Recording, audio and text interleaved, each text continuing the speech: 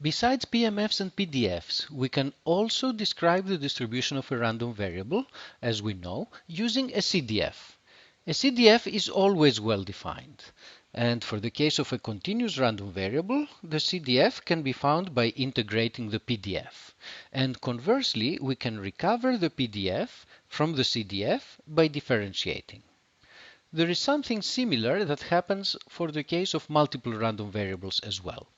We can define the joint CDF as the probability that x and y, the pair xy, takes values that are below certain numbers, little x and little y.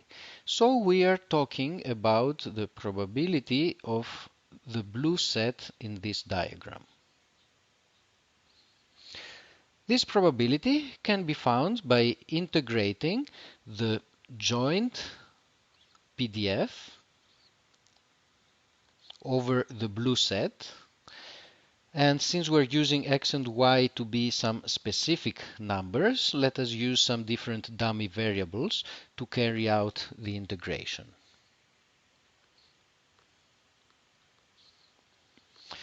What is the range of the integration? The first variable, which is s in this integral, ranges from -infinity up to x. And the other variable, which is the one that we're integrating with respect to in the outer integral, the t variable, ranges from -infinity to y. Now let us see what happens if we start taking derivatives of this expression. If we take the derivative of this expression with respect to y, what is left is the inner integral.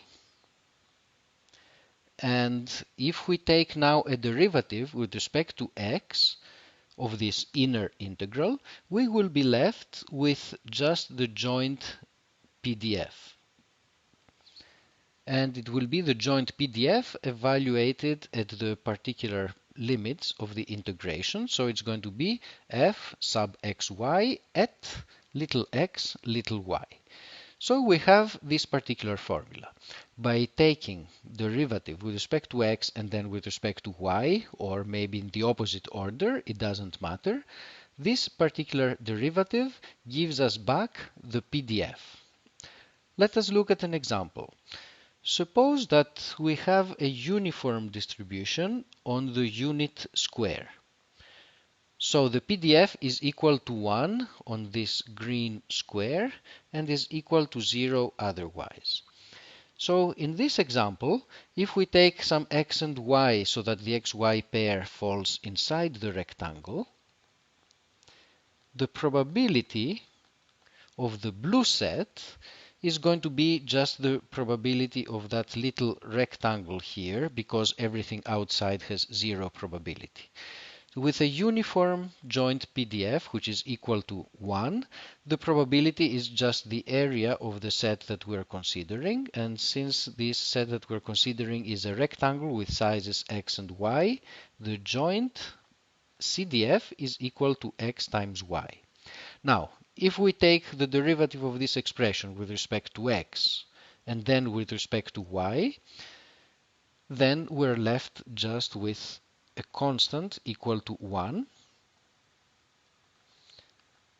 which is as it should be, so that it integrates to 1. So we have seen that CDFs also apply to the case of multiple random variables, and that we can recover the joint PDF from the joint CDF.